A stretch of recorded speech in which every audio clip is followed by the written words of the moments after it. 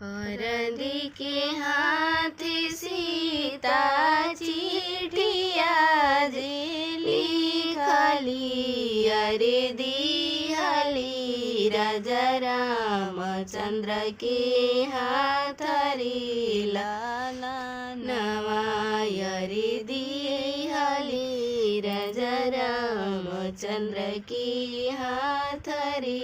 लाला चिठिया बचत राम जी मने मुसुकाइलने अरे अतन सीता काहे अगुतालु रे लाला नवाय रे अतन सीता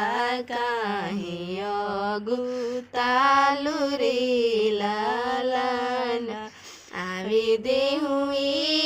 सीता जेठ बई सखवाय रे तब करबो तोहर से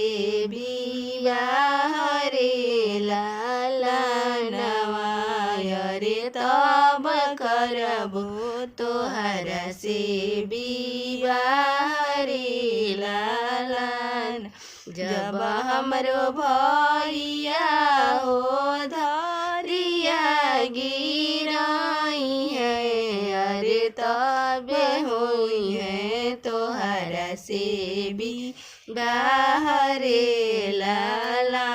नवाय रे तबे हुई है तोहर से विवाह रे लाला नवा जब हमरो पापा हो दिया कन्यादानवाय रे तबे हुई है तोहर से विवाह रे लानवाय रे तबे हुई है तोहर से विवाह रे लाला जब हमरो भैया हो लहुआ मेरा अरे तबे हुई रौरा से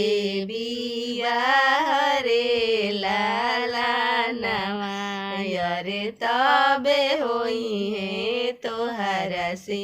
विवाह रे लाला नवा हरदी के हाथ सीता चिठिया जे लिखली अरे दिहली राजा रामचंद्र के हाथ रे लाला नवाय रे दिहली राजा रामचंद्र के हाथ रे लाला नवा।